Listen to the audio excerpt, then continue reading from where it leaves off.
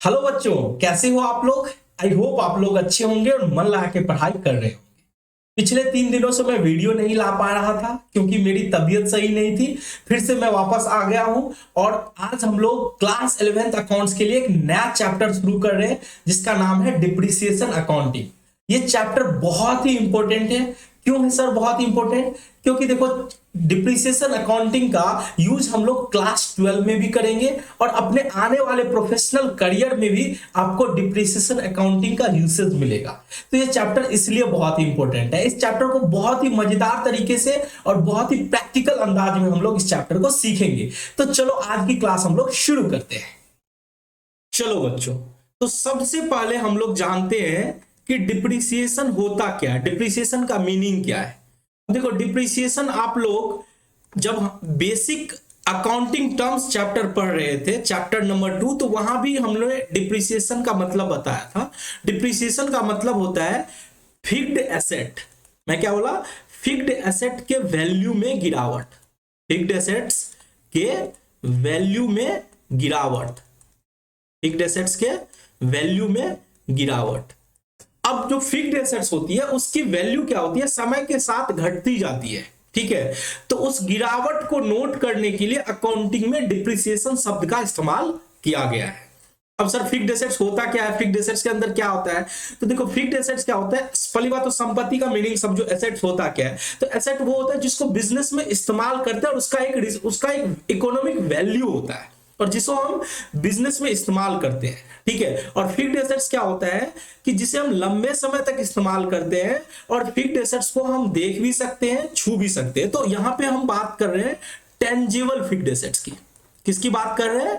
Tangible fixed assets की। यानी कि टेंजिबल फिक्स्ड एसेट जिसे हम देख सकते हैं, छू सकते हैं, उसके वैल्यू में गिरावट। अगर इसकी एग्जांपल की बात की जाए, जैसे फर्नीचर हो गया, ठीक है, बिल्डिंग हो गया, फर्नीचर हो गया, बिल्डिंग हो गया, ठीक है, तो इन सब के वैल्यू में क्या होती है? गिरावट होती है। उसके लिए डिप्रिसिएशन शब्द का इस्तेमाल किया जाता है।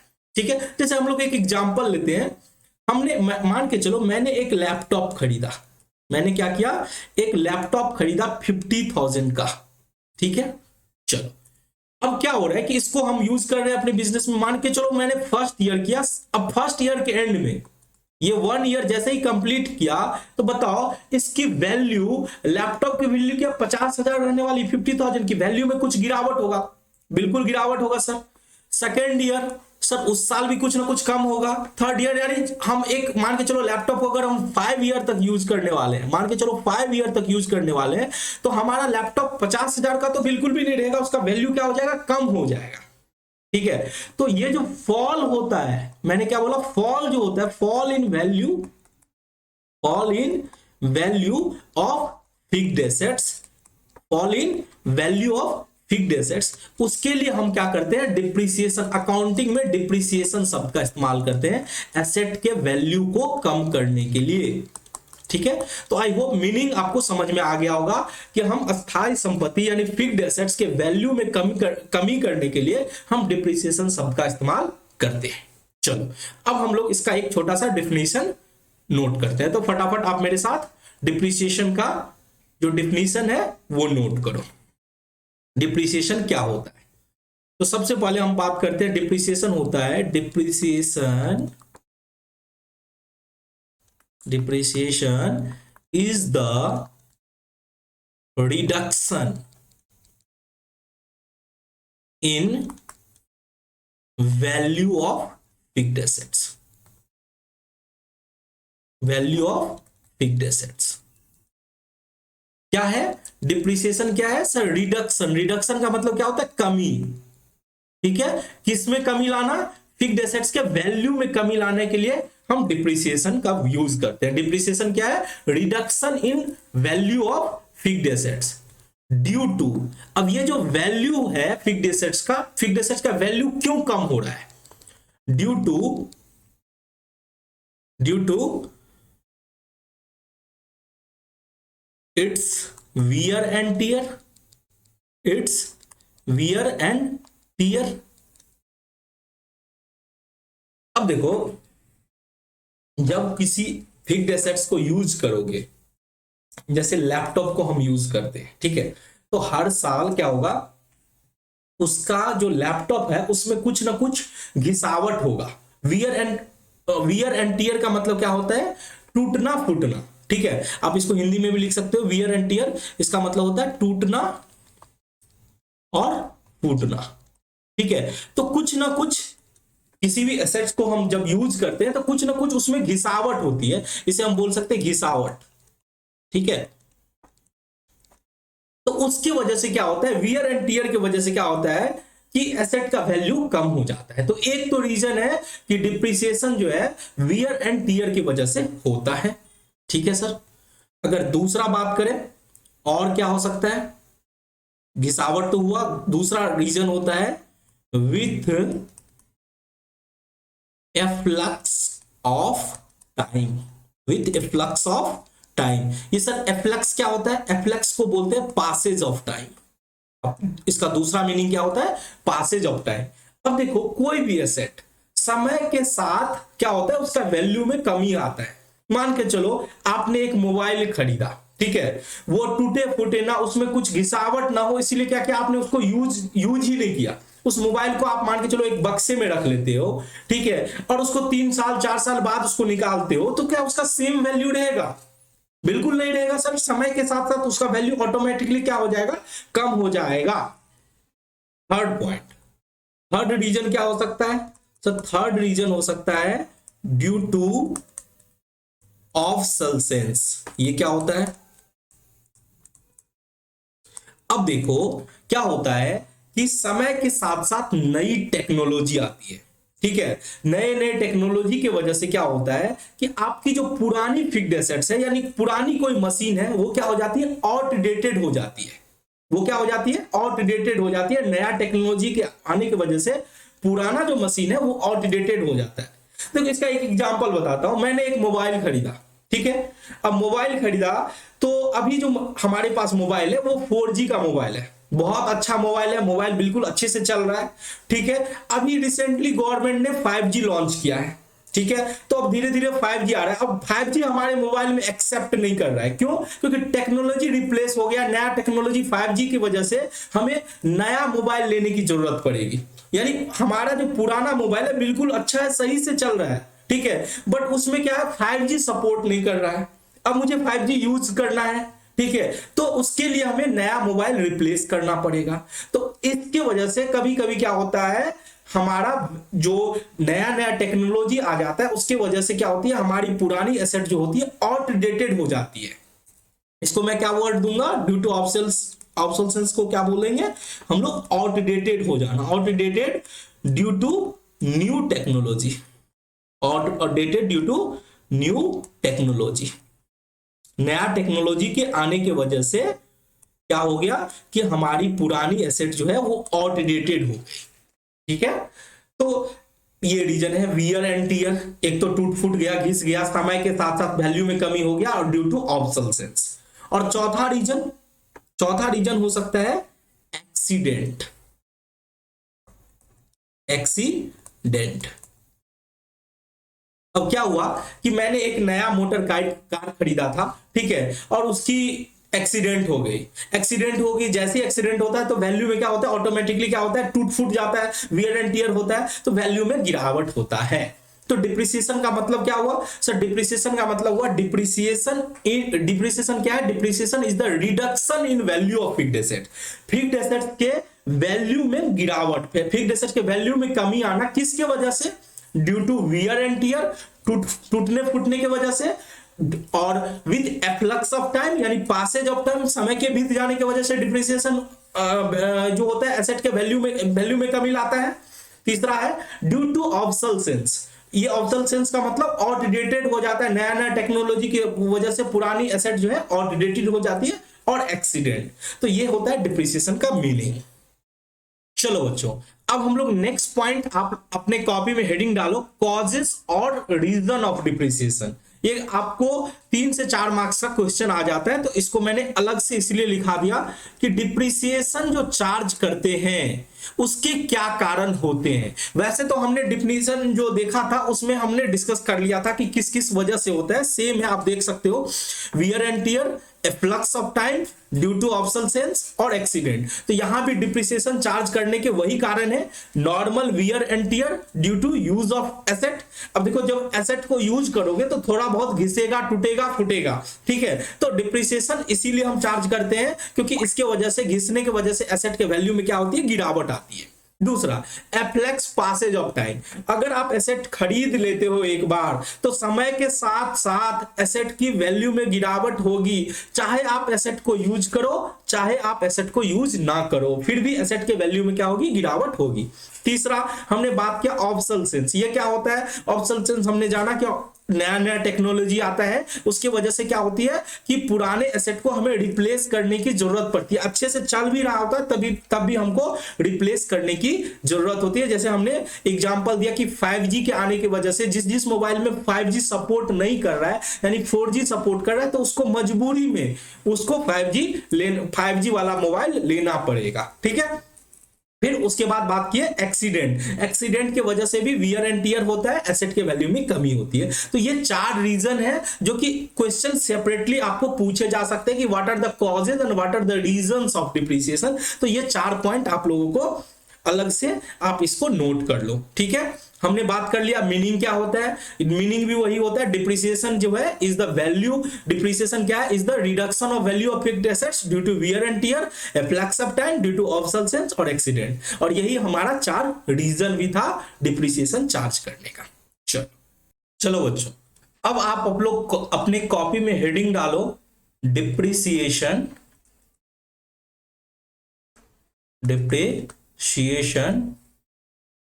amortization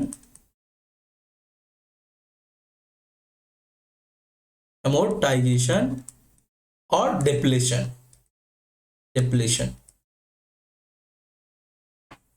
अब देखो बच्चों, ये जो डिप्रिसिएशन है, एमोर्टाइजेशन है, डिप्लेशन है, इन तीनों का मतलब जो होता है वो होता है फॉल इन वैल्यू।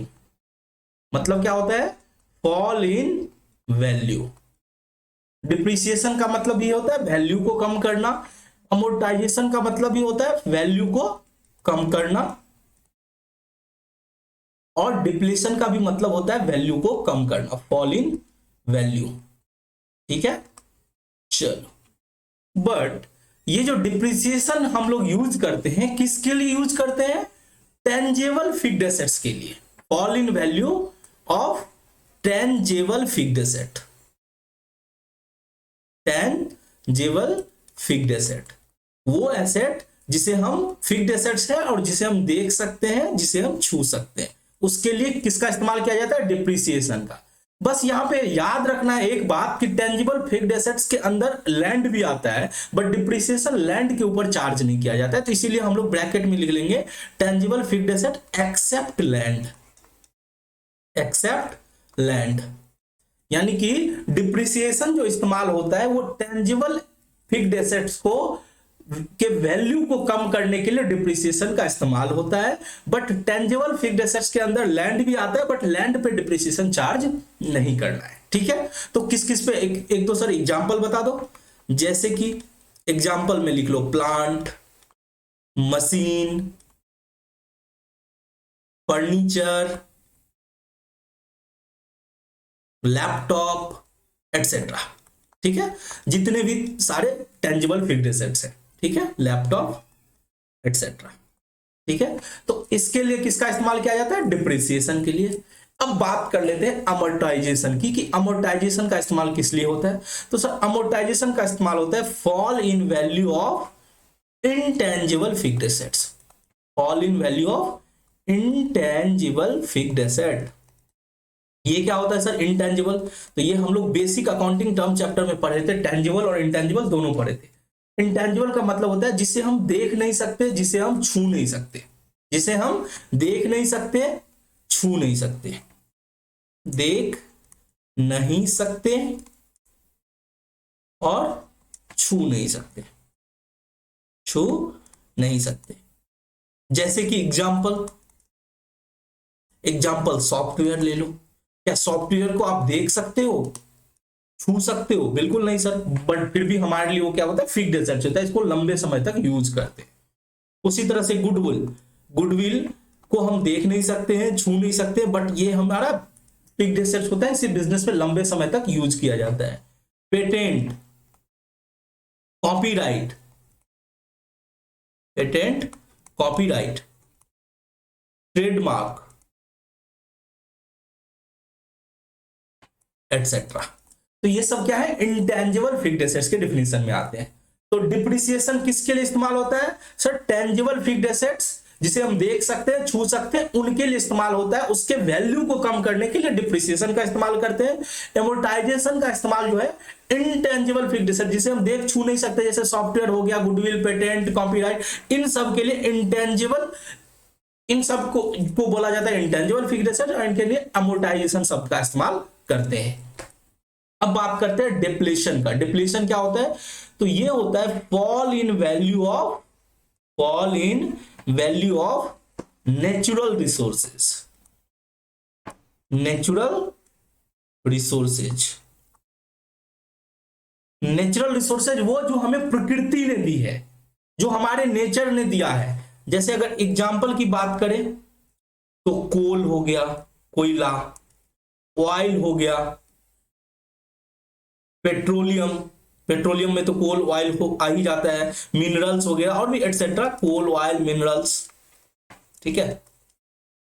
ऐसा पदार्थ जो हमें नेचर से मिलता है, जैसे वाटर बोल सकते हैं, ठीक है। तो उनके वाटर का वैल्यू में तो मैं कमी नहीं कर रहा हूं, बट कोल, ऑयल, मिनरल्स, इन सब के वैल्यू में अगर कमी करना है तो इसके लिए डिप्लीशन वर्ड का इस्तेमाल किया जाता है। वैसे हम लोग क्लास 11th में मेनली जो फोकस करने वाले हैं वो इसके ऊपर, डिप्रिसिएशन के ऊपर फोकस करने हैं। और डिप्रिसिएशन के बारे में आपको पता होना चाहिए कि डिप्रिसिएशन क्या होता है। डिप्रिसिएशन होता है टेंजिबल फिक्स्ड एसेट्स के वैल्यू में गिरावट करने के लिए डिप्रिसिएशन शब्द का इस्तेमाल किया जाता है। बस ध्यान रखना है कि लैंड पर डिप्रिसिएशन चार्ज नहीं होता है, ठीक है। अमोर्टाइजेशन भी आपको क्लैरिटी मिल ही गया कि जो इंटेंजिबल फिक्स्ड एसेट्स होता है उसके लिए अमोर्टाइजेशन का इस्तेमाल करते हैं, और डिप्लीशन किसके लिए करते हैं? नेचुरल रिसोर्सेज के लिए करते हैं। ये फटाफट आप लोग नोट डाउन कर लो। चलो बच्चों, अब फटाफट आप लोग कॉपी में हेडिंग डालोगे, फीचर्स, फीचर्स और कैरेक्टरिस्टिक्स ऑफ डिप्रिसिएशन, फीचर्स और कैरेक्टरिस्टिक्स, कैरेक्टरिस्टिक्स ऑफ डिप्रिसिएशन। यानी कि डिप्रिसिएशन की विशेषता क्या है, इसकी खासियत क्या है, इसके फीचर क्या है, ठीक है। तो पहले इसको समझते हैं डिप्रिसिएशन को। तो सबसे पहला पॉइंट लिखोगे आप, depreciation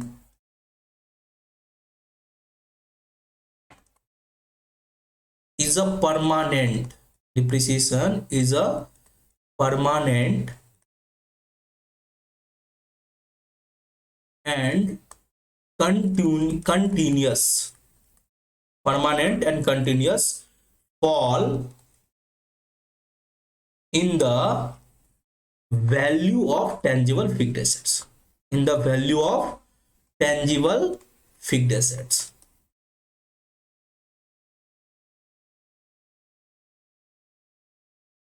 accept land, tangible fixed assets except land, land को छोड़कर। अब ये मैंने क्या अंग्रेजी में लिख दिया, फटाफट देखो इसको। मैं क्या बोल रहा हूं? Depreciation is a permanent and continuous. Permanent का मतलब एक बार घट गया तो वापस बढ़ेगा नहीं। तो मैंने क्या बोला? Depreciation is permanent and continuous, fall in the value of, fall in the value of tangible fixed asset. ये तो आप जान ही चुके हो कि tangible fixed assets except land के वैल्यू में गिरावट को ही डिप्रिसिएशन बोला जाता है। बट मैंने दो शब्द का इस्तेमाल किया, परमानेंट एंड कंटिन्यूअस। तो ये जो डिप्रिसिएशन है ये पहले कंटिन्यूअस समझ लेते हैं क्योंकि ये आसान है। कंटिन्यूअस का मतलब लगातार। अगर आपको डिप्रिसिएशन चार्ज करनी है किसी भी टेंजिबल फिक्स्ड एसेट्स के ऊपर तो आपको लगातार चार्ज करनी होगी। यानी ऐसा नहीं कर सकते हैं कि मान के चलो एक साल आपने इसको बांट देते कि किसी एसेट का लाइफ 5 साल है, 3 4 5, 1 2 3 4 5। अब मान के चलो हमारे पास कोई एसेट है जो 5 लाख का एसेट है, 5 लाख का एसेट है, ठीक है। तो ऐसा नहीं है कि 5 लाख को एक साल के अंदर डिप्रिसिएशन चार्ज करना है, दूसरे साल के अंदर नहीं चार्ज करना है, या तीसरे साल करना है तो चौथे साल नहीं चार्ज करना है। हर साल गिरावट लानी है, फॉल इन वैल्यू जो होगा वो हर साल जो है चार्ज करनी है। डिप्रिसिएशन चार्ज होगा एवरी ईयर। तो ये पॉइंट आप लोग नोट कर सकते हो कि डिप्रिसिएशन जो चार्ज होता है एवरी ईयर चार्ज करते हैं। Depreciation charged on every year, हर एक साल डिप्रिसिएशन को चार्ज किया जाता है, और हर एक साल डिप्रिसिएशन चार्ज किया जाता है, इसीलिए हम बोलते हैं कि ये कंटिन्यूअस है। यानी ऐसा नहीं है कि एक साल चार्ज करो दूसरे साल बंद कर दो, तो डिप्रिसिएशन को लगातार चार्ज करना पड़ता है, ठीक है। तो कंटिन्यूअस तो आप समझ गए। अब बात कर लेते हैं परमानेंट की। जो वर्ड बोला गया है परमानेंट, क्या बोल रहा हूं मैं? परमानेंट देखो, एक होता है वैसे तो आपके सिलेबस का हिस्सा नहीं है, बट मैं आपको एक शब्द बोलता हूं, इम्पेयरमेंट, ठीक है। ये आपको प्रोफेशनल कोर्स में सिखाया जाता है कि इम्पेयरमेंट कैसे किया जाता है। इम्पेयरमेंट होता है क्या है कि किसी भी फिक्स्ड एसेट्स के वैल्यू में जो टेम्पोररी गिरावट होता है, इंपेयरमेंट शब्द का जो इस्तेमाल होता है वो टेम्पोररी फॉल के लिए होता है। मैं क्या बोल रहा हूं? टेम्पोररी फॉल इन वैल्यू, ठीक है। ये आपके सिलेबस का पार्ट नहीं है, फिर भी मैंने बताया कि जब भी किसी एसेट को टेम्पोररी उसके वैल्यू को कम करना हो तो हम इंपेयरमेंट का इस्तेमाल करते हैं। सर टेम्पोररी कम ही क्यों करना है? अब देखो कभी कभी क्या होता है, किसी एसेट का मार्केट वैल्यू गिर जाता है, ठीक है। जैसे कोई बड़ी मशीन थी, हमने 5 करोड़ में खरीदी और 2 साल के बाद उस मशीन की वैल्यू 3 करोड़ हो गई। तो अब हम अगर अपने बुक में 5 करोड़ दिखा रहे हैं तो ये तो गलत होगा। इसका मतलब हम जो है अपने फिनेंशियल स्टेटमेंट में सही फिगर्स को प्रेजेंट नहीं कर रहे हैं। तो उसके लिए हम इंपेयरमेंट का इस्तेमाल करते हैं। हो सकता है कि 2 साल बाद उस मशीन की वैल्यू बढ़ जाए तो हम उसको इंक्रीज भी कर सकते हैं। तो इसके लिए बोला जाता है टेम्पोररी फॉल इन वैल्यू, ठीक है। बट अगर किसी एसेट के वैल्यू को परमानेंट फॉल करना है तो वहां पे हम लोग डिप्रिसिएशन का इस्तेमाल करते हैं। वहां पे हम लोग किसका इस्तेमाल करते हैं? डिप्रिसिएशन शब्द का इस्तेमाल करते हैं। तो आई होप क्लियर हो गया होगा। इंपेयरमेंट पे आप लोग फोकस नहीं करना, बस मैं आपको दिमाग में रखने के लिए बताया कि इंपेयरमेंट जो होता है टेम्पोररी फॉल के लिए इस्तेमाल किया जाता है, बट डिप्रिसिएशन जो होता है परमानेंट फॉल के लिए इस्तेमाल किया जाता है। यानी कि एक बार हमने डिप्रिसिएशन चार्ज कर दिया, यानी एसेट के वैल्यू को कम कर दिया, तो ऐसा नहीं कि उस एसेट के वैल्यू को बढ़ा सकते हैं, ठीक है। यानी डिप्रिसिएशन हमने खर्चा बुक कर लिया तो उसको रिवर्स नहीं किया जाएगा, ठीक है। चलो अब बात कर लेते हैं सेकंड पॉइंट की। सेकंड पॉइंट क्या है? It is an process, it is a process of allocating cost. It is a process of allocating cost.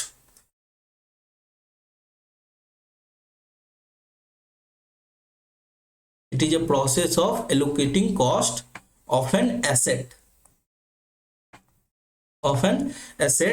over its expected useful working life. अब ये मैंने क्या अंग्रेजी में लिख दिया, देखो मैं क्या बोल रहा हूं कि डिप्रिसिएशन एक प्रोसेस है। ये तो आपको भी समझ में आता है प्रोसेस है, क्योंकि हर साल डिप्रिसिएशन चार्ज किया जाता है, तो ये एक प्रोसेस है। मैं क्या बोल रहा हूं कि डिप्रिसिएशन एक प्रोसेस है कॉस्ट को एलोकेट करने का, उसके वर्किंग लाइफ के एक्सपेक्टेड जो वर्किंग लाइफ है उसके हिसाब से कॉस्ट को एलोकेट करने का डिप्रिसिएशन एक प्रोसेस है। इसको समझते हैं हम लोग। मान के चलो कि आपने एक मशीन खरीदा 5 लाख रुपए की।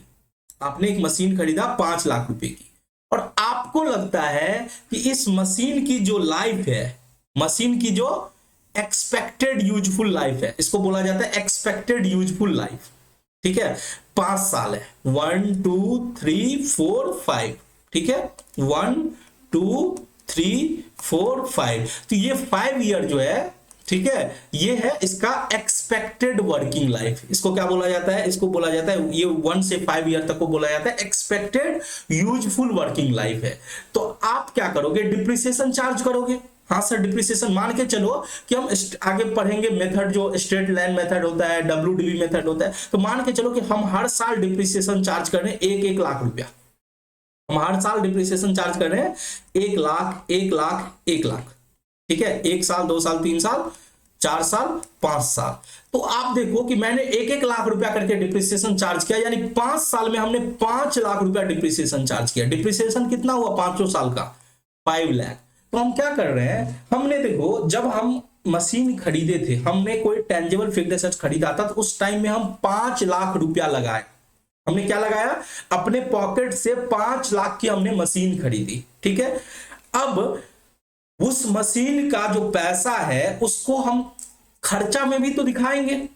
अब देखो, अगर हम उस 5 लाख जो हमने पैसा खर्च किए मशीन के ऊपर, उसको अगर उसी साल 5 लाख रुपया दिखा देंगे, तो इससे क्या होगा कि हमारा जो फिनेंशियल स्टेटमेंट है ना, वो सही फिगर नहीं बताएगा। क्यों कि अब जरा सोचो कि इस मशीन को तो केवल तुम 1 साल यूज नहीं करोगे, तुमने सोचा है कि इस मशीन का लाइफ 5 ईयर है, तो 5 साल इस मशीन का यूज होगा, और सारा का सारा 5 लाख का खर्चा अगर जिस साल तुमने मशीन खरीदा उसी साल अगर तुम सारा का सारा पैसा लगा देते हो, खर्चा के रूप में दिखा देते हो, तो ये तो गलत बात है, क्योंकि उस मशीन का इस्तेमाल तो 5 साल के लिए किया जाएगा।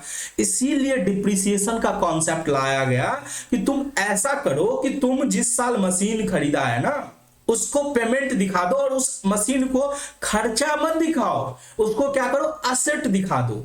तुमको क्या दिखाना है, उस मशीन को एसेट दिखाना है। और ये जो तुम 5 लाख रुपया पैसा खर्च किए हो ना, मैं ये नहीं बोल रहा हूं कि इसको खर्चा नहीं दिखाना है, इस खर्चे को दिखाओ, लेकिन जितना साल तुम यूज करोगे ना उसके हिसाब से बांट कर दिखाओ, एक सिस्टमैटिक मैनर में दिखाओ। तो हमने क्या किया, उस 5 लाख की मशीन को एसेट के रूप में हम दिखा दिया, जिस साल मशीन खरीदे उस साल, और बाकी जितना साल हम उसको यूज करेंगे, जैसे इस केस में हम 5 साल उस मशीन को यूज करने वाले हैं, तो हम हर साल डिप्रिसिएशन चार्ज कर रहे हैं 1-1 लाख करके। जो भी कैलकुलेशन होगा उसके हिसाब से हम हर साल क्या कर रहे हैं, एक सिस्टमैटिक ढंग से कॉस्ट को एलोकेट कर रहे हैं। इससे फायदा क्या हुआ कि 1-1 लाख रुपया खर्चा हम हर साल अगर दिखा रहे हैं, तो हमारा फिनेंशियल स्टेटमेंट जो है वो ट्रू एंड फेयर व्यू दे रहा है। यानी कि उस मशीन को तो 5 साल इस्तेमाल किया गया, तो खर्चा को भी 5 साल, हर साल खर्चा को एलोकेट करके दिखा रहे हैं, ठीक है। तो यही बोला गया है कि ये एक प्रोसेस है, डिप्रिसिएशन क्या एक प्रोसेस है, जिसमें हम क्या करते हैं, एसेट के वैल्यू को हम उसके लाइफ, उसके जो एक्सपेक्टेड यूजफुल वर्किंग लाइफ है उसके हिसाब से एलोकेट कर देते हैं। तो हम यही कर रहे हैं, मशीन जो हमारा 5 लाख का है उसको यूजफुल लाइफ के हिसाब से हम एलोकेट कर दिए, 5 साल में हम उसे खर्चा के रूप में दिखाना है। साल के शुरू में एसेट दिखाए, और उसको आने वाले 5 साल में उसको धीरे धीरे धीरे धीरे क्या किया, खर्चा के रूप में दिखा दिए, ठीक है। चलो अब इसी को थोड़ा और कंटिन्यू करते हैं। अब जिस साल हमने मशीन खरीदा, पूरा का पूरा पेमेंट तो उसी साल कर दिया, और उसको हम 5 साल में खर्चा के रूप में दिखा रहे हैं। तो अब जो हम 1-1 लाख रुपया खर्चा के रूप में डिप्रिसिएशन दिखा रहे हैं, क्या उस टाइम में मेरे पॉकेट से पैसा जाएगी? नहीं सर, उस टाइम में पॉकेट से पैसा तो नहीं जाएगा, क्योंकि आपने सारा का सारा खर्चा तो एक ही बार में जब मशीन खरीदे थे तो कर दिए थे। तो अब जो आप डिप्रिसिएशन खर्चा के रूप में दिखा रहे हो, उस डिप्रिसिएशन में आपकी कैश आपके पॉकेट से नहीं जाएगी। वैसे जनरली आप देखते होंगे कि जो भी खर्चा करते हैं, जैसे मजदूर को मजदूरी देते हैं, रेंट मकान का किराया देते हैं, स्टाफ को सैलरी देते हैं, तो जब भी जो जो खर्चा कर रहे होते हैं, जैसे ही खर्चा करते हैं आपके पॉकेट से पैसा चला जाता है। जैसे आप स्टाफ को सैलरी दिए तो आप क्या किए, पॉकेट से पैसा दिया और खर्चा बुक किए, रेंट दिए तो पॉकेट से पैसा निकाले, खर्चा बुक किए। बट डिप्रिसिएशन में सर क्या पॉकेट से पैसा निकलेगा? डिप्रिसिएशन भी तो खर्चा ही है, बट पॉकेट से पैसा निकलेगा? नहीं निकलेगा। क्यों? क्योंकि जब सर आप डिप्रिसिएशन किस पे चार्ज कर रहे हो? एसेट के ऊपर। और एसेट जब आपने खरीदा था तो उस टाइम में आपने पॉकेट से पैसा निकाल के दे दिया था। तो ये जो डिप्रिसिएशन है, इस पे आपको खर्चा करने की जरूरत नहीं है, यानी इस पे आपको पेमेंट दिखाने की जरूरत नहीं है। ये नॉन कैश एक्सपेंसेस है। डिप्रिसिएशन क्या है? Non cash expenses. तो आप थर्ड पॉइंट में लिखोगे it is a non cash expenses. Depreciation क्या? It is a non cash expenses. It is a non cash expenses. ये क्या है? नॉन कैश एक्सपेंसेस है। ब्रैकेट में ये भी लिख दो कि ये कौन सा खर्चा है? रेवेन्यू एक्सपेंसेस है, रेवेन्यू एक्सपेंसेस है। वैसे तो मैं आपको जब बेसिक अकाउंटिंग टर्म्स पढ़ाया था तो हमने शायद जिक्र किया था कि खर्चे भी दो टाइप के होते हैं, एक कैपिटल एक्सपेंसेस और दूसरा होता है रेवेन्यू एक्सपेंसेस। तो जब हमने मशीन खरीदा था, मशीन हमने जब खरीदा था, ये जो 5 लाख रुपया का जो हमने मशीन खरीदा, ये हमारे लिए ये भी खर्चा ही है, बट इसको अलग टर्म में लिखते हैं, इसको बोलते हैं कैपिटल एक्सपेंसेस। इसको क्या बोलते हैं? Capital expenses. ठीक है, ये असेट होता है हमारा। खर्चा भले ही कैपिटल एक्सपेंसेस बोले, बट ये हमारे लिए क्या होता है? असेट होता है। बट ये जो 1-1 लाख रुपया डिप्रिसिएशन, जो हमने 5 लाख रुपया डिप्रिसिएशन चार्ज किए, ये हमारा रेवेन्यू एक्सपेंसेस होता है। ये कौन सा एक्सपेंसेस होता है? Revenue expenses. और ऊपर से ये नॉन कैश भी है, रेवेन्यू एक्सपेंसेस भी है, नॉन कैश एक्सपेंसेस है। ठीक है, चलो सर ऐसा तो नहीं कि हर एक revenue expenses non cash expenses होता है, बिल्कुल भी नहीं। सैलरी हमारा रेवेन्यू एक्सपेंसेस है, फिर भी उसमें कैश का पेमेंट करना पड़ता है। रेंट भी हमारा रेवेन्यू एक्सपेंसेस है, फिर भी कैश का पेमेंट करना पड़ता है। बट डिप्रिसिएशन एक ऐसा रेवेन्यू एक्सपेंसेस है जिसमें कैश की पेमेंट नहीं करनी पड़ती है। आई होप ये पॉइंट आपको समझ में आ गया होगा कि डिप्रिसिएशन क्या है? एक नॉन कैश एक्सपेंसेस है। चलो fourth point, depreciation is a charge against profit. Depreciation क्या है? Depreciation is a charge against profit. Depreciation क्या है? प्रॉफिट के अगेंस्ट में ये एक चार्ज है। अब ये क्या होता है सर? वैसे तो आपको क्लास 11th के बच्चे को समझ में नहीं आएगी, फिर भी मैं थोड़ा सा समझाने की कोशिश करता हूं। ठीक है, क्लास 12 में वो आप डीपर में आप समझोगे। देखो, दो होता है खर्चा जो होता है, एक तो होता है कि प्रॉफिट के अगेंस्ट में चार्ज है, और दूसरा होता है एप्रोप्रिएशन ऑफ प्रॉफिट। ये क्या होता है सर? एप्रोप्रिएशन ऑफ प्रॉफिट का मतलब होता है कि तुम प्रॉफिट में से ही उस खर्चे को करोगे। यानी अगर तुम्हारा प्रॉफिट नहीं होता है तो वो खर्चा तुम नहीं कर सकते, उस खर्चा का पेमेंट तुम नहीं कर सकते। ठीक है, वो चीज होता है, उसको बोला जाता है एप्रोप्रिएशन ऑफ प्रॉफिट। और एक होता है चार्ज अगेंस्ट प्रॉफिट। तुम्हारा प्रॉफिट हो ना हो, ठीक है, तुमको ये खर्चा करना ही पड़ेगा। तो इसका मतलब अगर क्रक्स में आप समझना चाहते हो तो ये समझ लो कि डिप्रिसिएशन चार्ज करेंगे चाहे प्रॉफिट हो या ना हो, चाहे प्रॉफिट हो या लॉस हो, प्रॉफिट हो या लॉस हो। यानी कि ये तो आपको क्लियर हो जाएगा, लॉस हो, यानी कि डिप्रिसिएशन को हमेशा चार्ज करना है, चाहे प्रॉफिट हो लॉस हो, कोई फर्क नहीं पड़ता, आपको डिप्रिसिएशन चार्ज करना ही है। ठीक है, चलो तो हम फटाफट क्विकली एक बार रिवाइज कर लेते हैं कि हमने क्या क्या डिस्कशन की। हमने डिस्कशन की कि डिप्रिसिएशन जो होता है एक permanent and continuous fall in value of tangible fixed assets होता है। परमानेंट क्यों होता है? क्योंकि इसे ऐसा नहीं कि एक बार डिप्रिसिएशन चार्ज कर लिए तो इसे वापस ऐड कर सकते हैं, ऐसा कुछ नहीं होता है। हमने एक एग्जांपल लिया कि जैसे इंपेयरमेंट जो होता है वो होता है टेम्पोररी फॉल इन वैल्यू, पर डिप्रिसिएशन जो होता है वो परमानेंट फॉल इन वैल्यू होता है। ठीक है, चलो कंटिन्यूअस क्यों? क्योंकि ऐसा नहीं कि एक साल आप चार्ज करोगे दूसरे साल छोड़ दोगे। ठीक है, दूसरा बात की कि ये प्रोसेस होता है एलोकेट करने का cost of an asset over it's estimated useful life. अब देखो, कोई भी एसेट का जितना यूजफुल लाइफ होता है उसमें आपको उस कॉस्ट को एलोकेट करना होता है। आप कोई एसेट खरीदते हो और उसी साल आप उसे खर्चा में नहीं दिखाते हो, उसका जो यूजफुल लाइफ है उतने साल के हिसाब से उस एसेट को आप खर्चा के रूप में दिखाते हो। ठीक है, चलो उसके बाद हमने बात किया कि एसेट डिप्रिसिएशन क्या है? नॉन कैश एक्सपेंसेस है और रेवेन्यू एक्सपेंसेस है। डिप्रिसिएशन में नॉन कैश इसलिए है कि जब कोई एसेट खरीद, डिप्रिसिएशन किस पे चार्ज करते हैं? किसी टेंजिबल फिक्स्ड एसेट्स के ऊपर।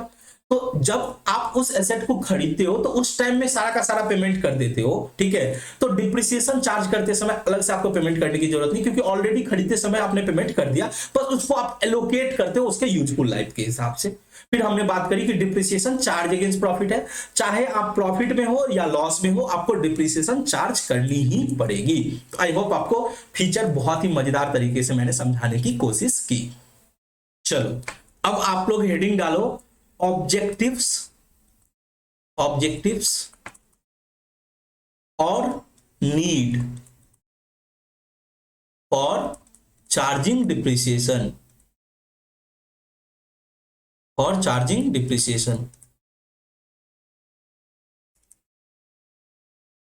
जरूरत क्या है डिप्रिसिएशन चार्ज करने का, जरूरत क्या है। अब आप सोचो कि हम डिप्रिसिएशन क्यों चार्ज करते हैं, वो तो समझ में आ गया कि टीयर एंड वियर फूट जाता है, हमारा एसेट जो है उसमें टीयर एंड वियर हो जाता है, ऑब्सोलेसेंस हो जाता है, टाइम पासेस के हिसाब से जो टाइम जो है टाइम के हिसाब से हमें एसेट की वैल्यू कम हो जाती है, एक्सीडेंट होता है। तो हमने ये समझा डिप्रिसिएशन क्यों चार्ज करते हैं, ठीक है, ये तो समझ गए डिप्रिसिएशन क्यों चार्ज करते हैं। बट डिप्रिसिएशन चार्ज करने की जरूरत क्या है, नीड क्या है, उसके पीछे ऑब्जेक्टिव क्या है, हम इससे हमको क्या फायदा मिलेगा अपने बुक्स ऑफ अकाउंट में, हमें इसके बारे में चर्चा करनी है, ठीक है। तो सबसे पहला point, to find out the correct cost of production, correct cost of production. अब देखो, हो सकता है कि बहुत सारे बच्चे को कॉस्ट ऑफ प्रोडक्शन के बारे में नहीं पता हो, कॉस्ट ऑफ प्रोडक्शन होता क्या है, ठीक है।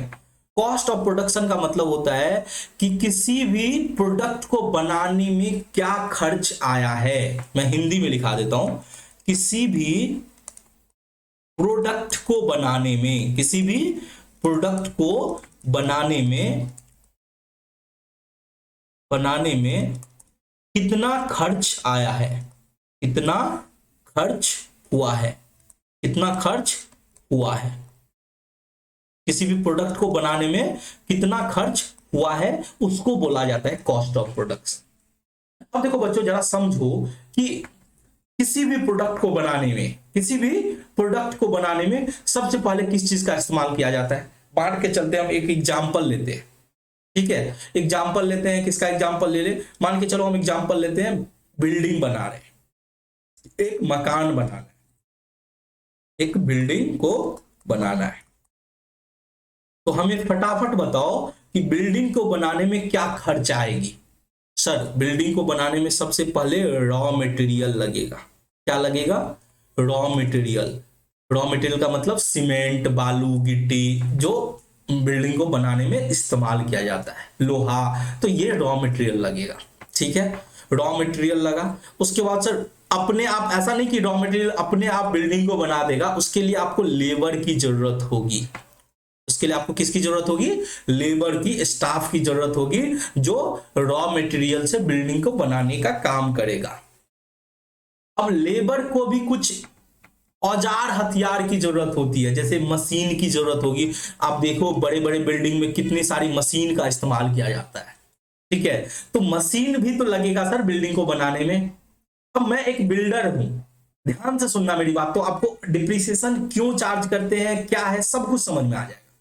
मैं एक बिल्डर हूं, मैं बोल रहा हूं कि मशीन भी तो, मशीन अगर हम कोई मशीन खरीद के लाते हैं, बड़ा सा मशीन खरीद के लाते हैं, मान के चलो हमने कोई 5 करोड़ की मशीन खरीद के लाई, तो उस मशीन का इस्तेमाल किया जाएगा इस बिल्डिंग को बनाने में। तो क्या उस मशीन को जितना पैसा लगा पूरा 5 करोड़ क्या इस बिल्डिंग में लगा देंगे? इस मशीन का तो आगे भी जो बिल्डिंग बनाएंगे फ्यूचर में, जो हम, ऐसा मशीन का लाइफ मान के चलो 10 साल है, तो 10 साल में जितनी भी बिल्डिंग बनाएंगे उसमें इस मशीन का इस्तेमाल किया जाएगा। तो अगर हम पूरा का पूरा 5 करोड़ इस बिल्डिंग में लगा दे तो ये तो गलत बात हो जाएगा। इसका मतलब हुआ कि आप एक ही बिल्डिंग से पूरा का पूरा मशीन का पैसा रिकवर करना चाहते हो, तो तब तो आप गलत कर रहे हो। तो इसीलिए डिप्रिसिएशन का कॉन्सेप्ट लाया गया कि इस बिल्डिंग के, मतलब हमारा मशीन का जो इस्तेमाल इस बिल्डिंग के लिए किया जाएगा, उसके लिए कितना समय लगेगा, उस पर जो खर्चे होंगे, ठीक है, तो इसके लिए अकाउंटिंग के भाषा में उसको बोला जाता है ओवरहेड। इसको क्या बोला जाता है? ओवरहेड, ठीक है। और ओवर के हेड के अंदर ही हमें क्या करना है, इस मशीन के ऊपर डिप्रिसिएशन चार्ज करनी है। इस मशीन के ऊपर क्या करनी है? डिप्रिसिएशन चार्ज करनी है, और इस डिप्रिसिएशन का पैसा हम ओवरहेड में भी जोड़ेंगे। तो जब हम बात करेंगे कि हमारा कॉस्ट ऑफ प्रोडक्शन क्या है, हमारा कॉस्ट ऑफ प्रोडक्शन क्या है, यानी हमारा बिल्डिंग का कितना खर्चा लगा, तो हम रॉ मटेरियल भी जोड़ेंगे, लेबर भी जोड़ेंगे, और डिप्रिसिएशन जो मशीन के ऊपर चार्ज किए उसको भी हम जोड़ेंगे। उसका नाम, उसको हम किस कैटेगरी में रखते हैं सर? उसको ओवरहेड के कैटेगरी में रखते हैं, ठीक है। तो इससे हमें करेक्ट कॉस्ट ऑफ प्रोडक्शन का पता चलता है। अगर हम डिप्रिसिएशन चार्ज नहीं करते तो क्या होता है कि हम कम कॉस्ट दिखाते हैं, ठीक है। हम मशीन को जो यूज कर रहे हैं उस बिल्डिंग में, उसका जो उस पे जो खर्चा आया वो हम नहीं जोड़ रहे, तो इसका मतलब हमें गलत कॉस्ट का पता चलता, हम गलत कॉस्ट ऑफ प्रोडक्शन का पता करते। और अगर बताओ तुम किसी खर्चे को नहीं दिखाओगे, इससे क्या होगा, तुम्हारा प्रॉफिट भी गलत हो जाएगा, तुम्हारा प्रॉफिट भी गलत हो जाएगा। तो अगर दूसरा ऑब्जेक्टिव बोले तो दूसरा ऑब्जेक्टिव क्या हो सकता है, हमें करेक्ट प्रॉफिट का पता चलता है अगर हम डिप्रिसिएशन चार्ज करते हैं तो। To show the to determine the correct profit और loss, to determine the correct profit और लॉस।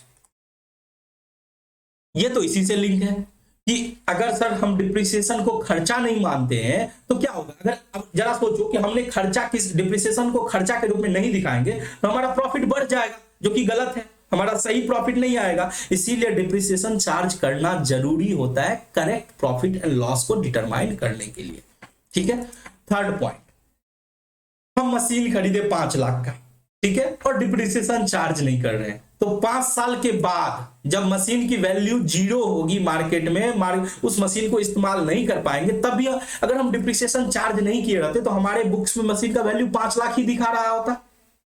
मशीन बैलेंस शीट में दिखता है किस साइड, एसेट साइड। इसका मतलब हमारा फिनेंशियल पोजीशन जो है, यानी हमारा जो बैलेंस शीट है वो गलत हो जाएगा अगर हम डिप्रिसिएशन चार्ज नहीं करेंगे एसेट के ऊपर, क्योंकि डिप्रिसिएशन चार्ज करते हैं एसेट को कम करने के लिए, और अगर हम डिप्रिसिएशन चार्ज नहीं करते तो एसेट जितना में खरीदे हैं उतना में ही हर एक साल वही वैल्यू दिखेगा, जो कि गलत है, क्योंकि एसेट का वैल्यू तो हर साल कम होता जाएगा और हम डिप्रिसिएशन चार्ज ही नहीं कर रहे तो हमारा बुक में एज इट इज एसेट का वैल्यू दिखेगा, जो कि गलत हो जाएगा, यानी हमारा फाइनेंशियल पोजीशन करेक्ट नहीं होगा।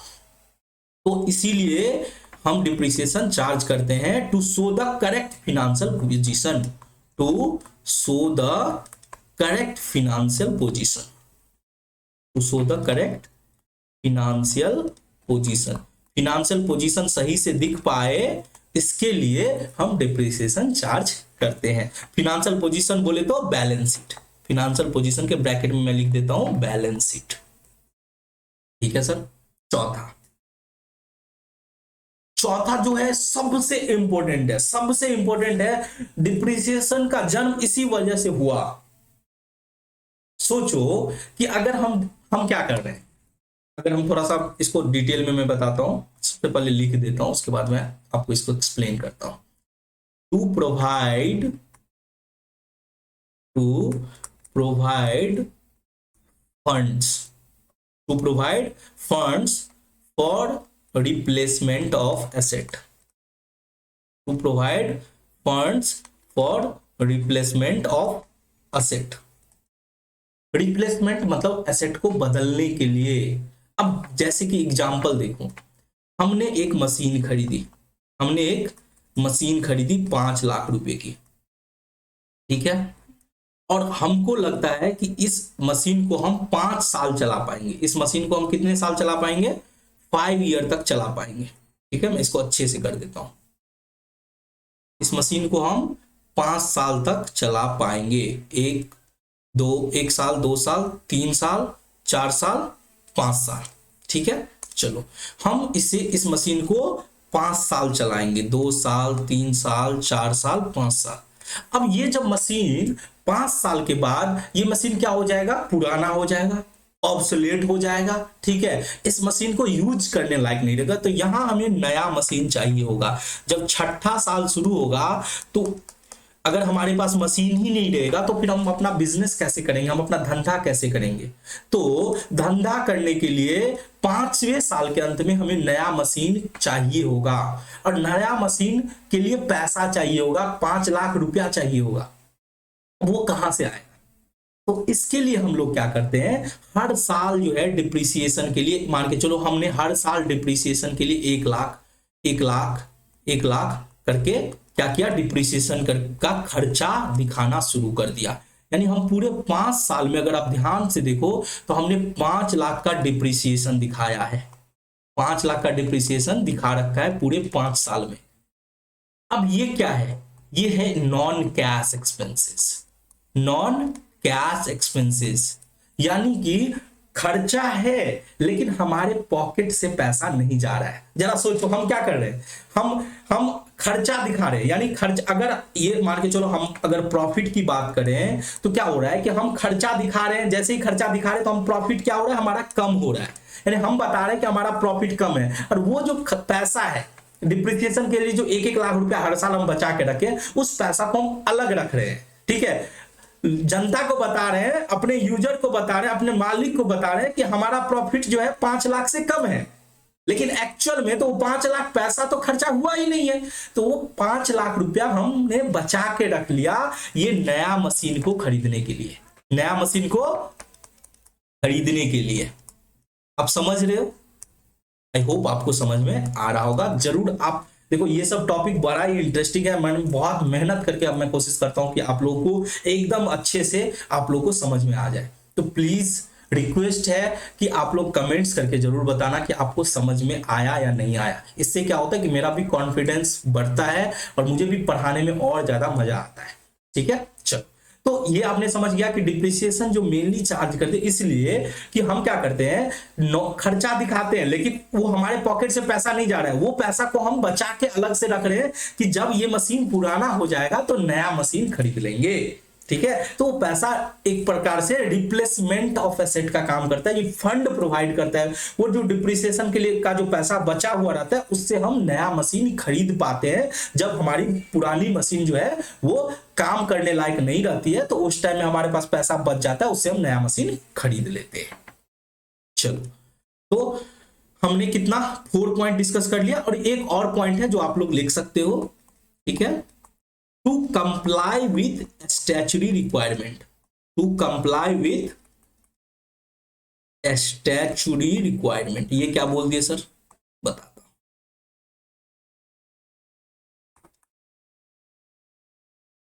आगे चल के आप पढ़ोगे कंपनी लॉ, ठीक है, कंपनी एक्ट पढ़ोगे, वैसे क्लास 12 में भी है आपको कंपनी अकाउंट्स। अब क्या होता है कि कंपनी को कंट्रोल करने के लिए एक एक्ट लाया गया, एक कानून लाया गया जिसका नाम है कंपनी एक्ट 2013।